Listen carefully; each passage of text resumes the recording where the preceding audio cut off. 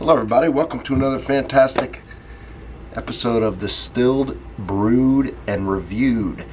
My name is John. I am in my world famous sipping den. And what do I do in this sipping den? Well, I relax, I listen to music, I play pool, I read, and I taste my famous beverages.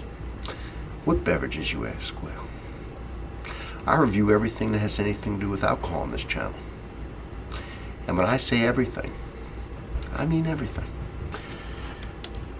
I will say this. People say, is it hard to learn and to know and develop your palate for everything? I've been in this my whole life, every aspect of the industry.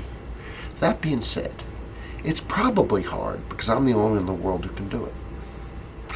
And, you know, many YouTubers out there, you're my friends, right? I consider them my friends. Therefore, I do these reviews with half my taste buds tied behind my back because I want to keep things fair. And if that isn't enough, I do a world famous Sunday morning coffee review. And I love when you all join me for these whiskeys and these wines and these coffees. Have a nice drink with me now. If you're just joining, you say, well, I drink coffee every day. Well, I do too. I only put out the reviews once a week on the coffee. But I have a couple hundred on the playlist that you can click on and have coffee with me every day. And speaking of playlists, I have the most comprehensive, well-organized, categorized, and subcategorized playlists on YouTube, and that's easy enough to check. And I do it so it's easy for you to find all the beautiful things I review, and you are going to be amazed at what I review. That, I promise you. This is a one-stop shop, man. This is a mega mall for alcohol. And I do coffee as well. And what do I ask in return? What do I ask in return? That you subscribe. Watch now and again. Click a thumbs up. All things that help the channel. Keep me motivated. And that's all I ask. I will do the rest. Now, you saw the title. This one's going to be a bourbon.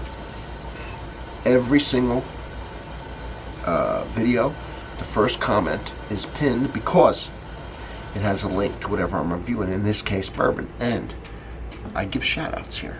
And this shout out is going to where a lot of shout outs have gone, to the same person, to Jeff, my great buddy Jeff. I can't say enough about the guy. We're obviously close friends. He loans me so much bourbon for this channel. He loans it because he has it. And you know why he has it? Because he is a bourbon expert, basically. He's also been in this his whole life. He's worked for many distilleries, for example. He knows many of the famous distillers that you would all know, past and present. Man's amazing. Thank you, Jeff, once again. Everybody give him a shout out. The man's just fantastic. You're the man, Jeffrey. All right. So what did he lend me now?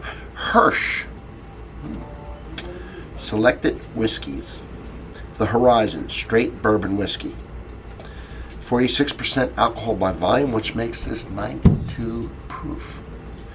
It's interesting.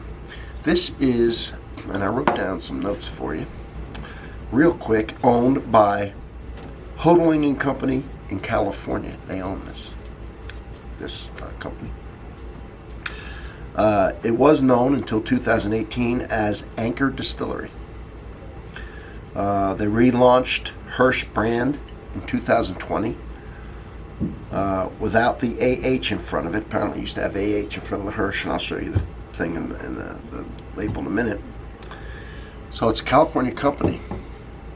This whiskey is distilled in Lawrenceburg, Indiana, which is MGP, and is bottled in Bardstown, Kentucky. Interesting, on the back, they tell you right up what it is. It is a mix of two mash bills. 94% of this whiskey in here is 4 years old, 11 months, so basically 5 years.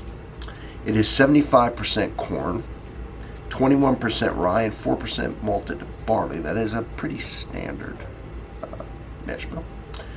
6% of this is 6 years and 8 months. And the whiskey, the 6% of another whiskey, is 60% corn, 36% rye, very high, and 4% malted barley. So But that's only 4%. How much does that influence it? We're going to find out in a minute. Now, I have been sipping on it to try and draw out some flavors to it. Because a lot of times I do a review, I sip on it, and I get things after I'm done. I'm like, oh, I wish I could add that. I wish I could. So now I'd like to sip on it if I can beforehand. Let's look at the bottle. Here's the bottle shape. All right. There's the color. Right. It's kind of a, what would you call that? Aqua, teal. All right. Thin, squat bottle. There's the ash bell. And so here we go. So we will put some more in here. I will read my notes and see what I'm getting now too as well.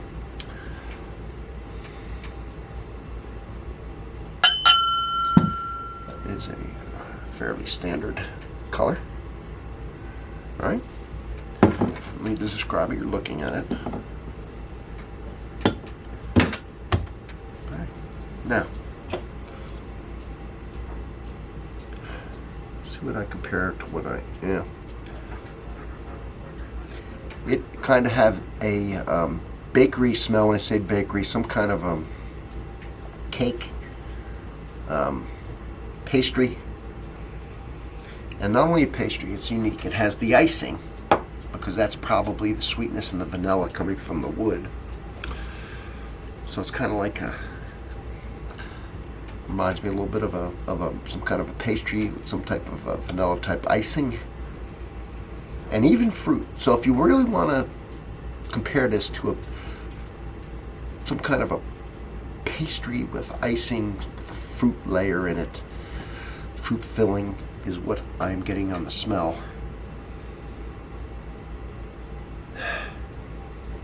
Anything else down? Yeah. Gotta dig for it more now. I had down grainy character. I remember that now. And underneath, and now I'm digging it out a little. And I got it the first time I was smelling it. Later, like I did now. After the other smells hit you. A little bit of a grainy smell.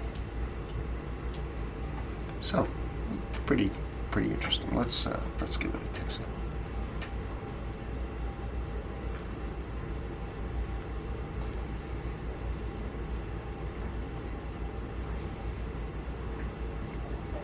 I do an acclimation sip, even though I'm already acclimated to this. The reason I do is to show you that it is important to take the whiskey in, chew it, slosh around your mouth a little bit, and don't swallow that whiskey until at least 10 seconds, because you want to really numb the pain receptors in your tongue, believe it or not, to open up the taste buds. Because as long as you're getting burned, you're not getting the flavor. And eventually you're going to acclimate as you sip, but we're going to speed this up, and that's how you do it. So, now we go in for the taste, which I'm going to describe because I'm tasting it big.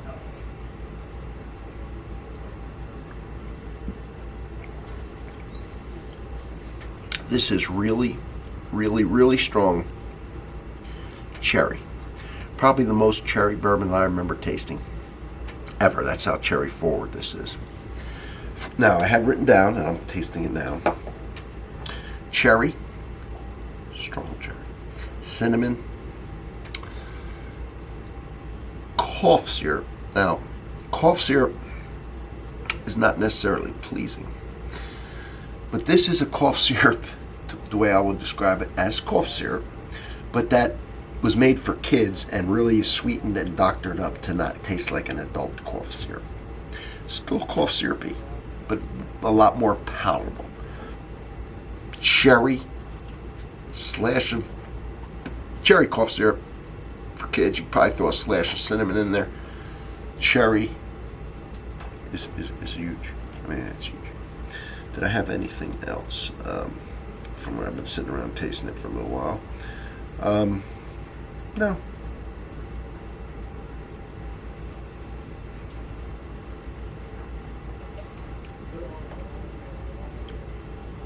Cherry's amazing. The amount of cherry. And then you get the oak. You know, you get the oak finish, but up front you're going to get all the cherry. Mid palate it starts getting a little bit cough syrupy. And then the finish is you get the oak and the tannin. Now, Put a little more in here. Put a splash of water, because it did change it a little bit. So we'll just take a little bit. In case you're wondering, you see these whiskeys behind me are all mine, and I do give Jeff whiskeys back to tries, because I'm doing two things. Doing the right thing. Man lends me whiskey, I like to lend him whiskey.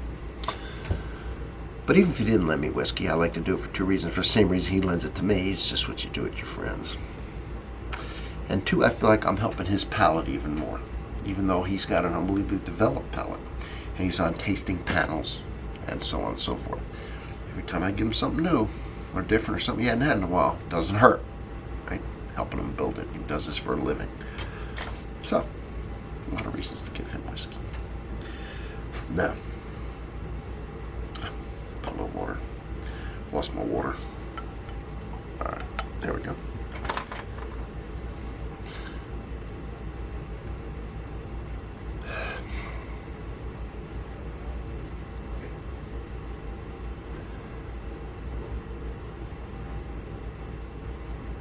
So I said cake icing with some type of fruit. And you're not getting the cherry like you do on the taste. Like, ooh, cherry. It's just like a fruit, underlying fruit. You say cherry, but then you can almost say anything.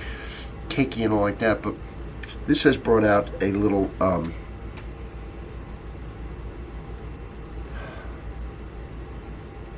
it smells like the same thing amplified. That makes any sense. Let's give it a taste.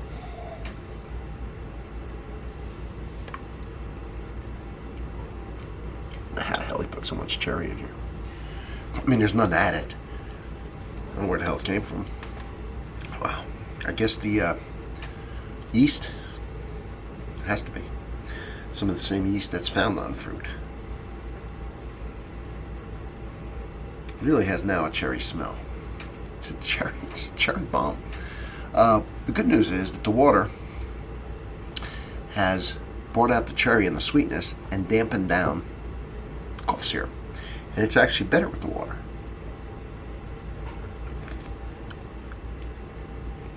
Now, I've had a lot of MGP. A lot of MGP. I've never had this much cherry or this exact flavor coming out of here, so it's kind of unique. MGP only has so many mash bills. I don't know.